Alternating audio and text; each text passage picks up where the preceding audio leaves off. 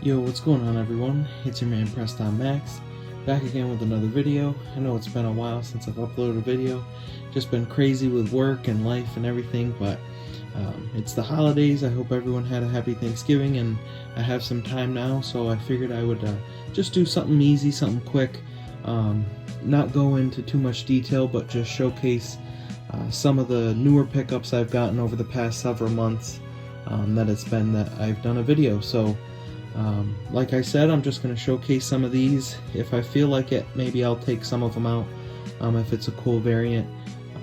But pretty much just showcasing some of the things I've picked up since the last time I've made a video here. I'm sure there's others I've forgotten, and I definitely have some pre-orders on the way. But for now, I've got a good stack of records here. We'll just kind of go through them and show what I got here. So clearly, starting off here, this is SD Knack and Ice Lord with Burnt Offerings. This is a Goodfellas release here. So you can see 96 out of 100 there. This one comes on a pretty cool splatter. So you can see it's got hints of red and purples and just a really cool splatter there. Really got this because I'm a fan of Ice Lord more than SD Knack, but it's just a nice project and happy to add it to the collection. Up next is Supreme Blientel by Westside Gunn. This is the Chris Benoit cover. This is a bootleg, but an absolute classic of Westside Gunn. Definitely had to have it. When I did see it pop back up on Wax Hunter, I knew I had to grab it. I actually grabbed a couple other copies just to have.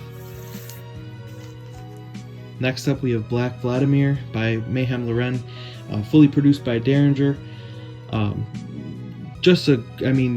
Derringer, one of my favorite producers. Mayhem Lauren is just such a fun artist to listen to and put them together. Just a really awesome project. Something I've been feeling personally is, I feel like a couple years ago, with Derringer being kind of like the in-house producer, of course I feel like people felt that sometimes his beats can get a little stale, and so we really haven't heard him much on newer Griselda projects, maybe a song here or there.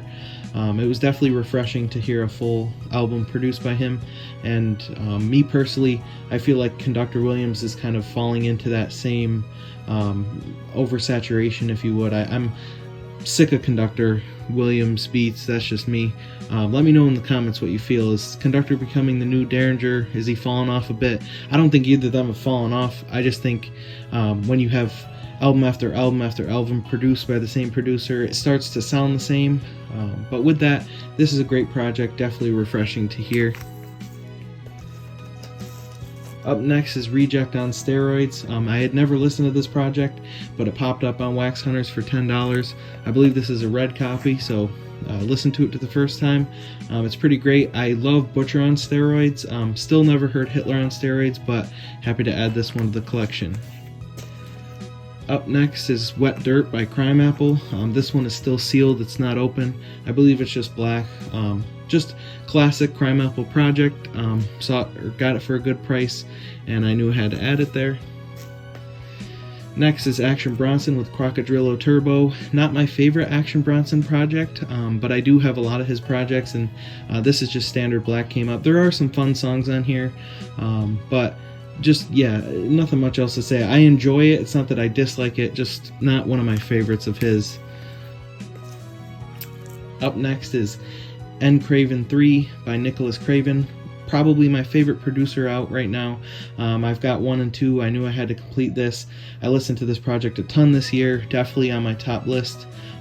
It's so cool that he goes through these projects and kind of gets like the hottest of the underground to feature on every single one, so you can listen to 1 through 2 and 3, and you never really feel anything stale because he's constantly getting new heads on there, and he's kind of at a new high of his career right now, in my opinion. So I'm happy to see him doing his thing, and I'm happy I could complete the set there. This one is a cool variant too, very cool swirled variant there, with the reds, black, and white there. So very cool, happy to have that in the collection. Up next is the God Fahim 6-String Champs. If you have not listened to this album, please go listen to it. The beats on this project are so crazy. I think this is easily one of my top albums of the year. I've said this on Instagram when I posted this. Just the way that the God Fahim and Makami pick some of their production. It's so like different and unique, and it's just those types of beats that you hear and you're like, who could ever possibly rap on this? And they make it sound so good.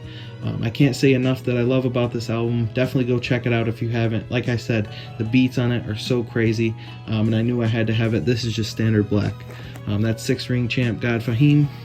Up next is another God Fahim. This is Dump Goat. I believe this is his debut album. Again, this was another one I hadn't listened to before, but it was on Wax Hunter. This is bootleg for I think $10 as well. This one comes on white wax. Again, just a really fun project. You can really hear the potential.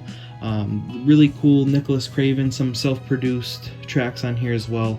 This was really the kind of the start of their relationship too. So just another one to have for the price that I got it for. Up next is Rock Marciano with Rosebud's Revenge, an absolute classic, one of my favorite albums of his. I know that this was a little hard to find a while ago, but it's recently been re-released. This is just Standard Black. Some of my absolute favorite songs of all time are on this project, so absolutely happy to have this one. Next is one I've been meaning to get for a while. This is Jay Worthy 2 for 1. This is his debut solo project, splitting off from London Drugs there. Not that they disbanded or anything, just going his own thing.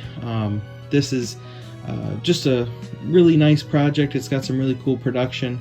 You can see the producers down there, Jake One, Alchemist, Harry Fraud. Just a really fun, quick project. And again, I've been eyeing this one for a while. Got this one from Get On Down. As you can see, this is kind of the main cover, and then for the vinyl they just put that on the front there. So there's that one as well. This is the follow-up to Wet Dirt there, Breakfast in Hederick. I'm not sure how to say it there, but this is probably one of the most underrated projects of the year. This one is an absolute crazy follow-up, DJ Skiz and Crime Apple to Wet Dirt. Production on here is crazy, just a really good project. Definitely my favorite out of the ones he's been dropping recently. I'm a huge Crime Apple fan, so Standard Black as well on this one. Couple more here. I've gotten a few different versions if you've seen on Instagram. This is the Get On Down exclusives of El Camino's Let There Be Light. This one comes on like a blue puddle. I won't pull it out, but you can see the different versions I got, the different variants on my Instagram. I've got 3 of them. Another, I'm saying this for everyone, but one of my top projects at 22. I'm a big El Camino fan. I know there's been some back and forth about kind of his relationship with the other Buffalo rappers, and I feel like this is definitely one of his top projects in my opinion, if not one of my favorites since Walking on Water. But these were done by Near Mint, so I've got the other ones from there, and this was just a really cool one. I'm not an Obi Strip fan, but this one is actually like attached to the cover. I haven't seen anything like that before, so that's kind of cool. But another one to check out if you haven't already, that's Let There Be Light. And last but not least, this just came in a couple days ago.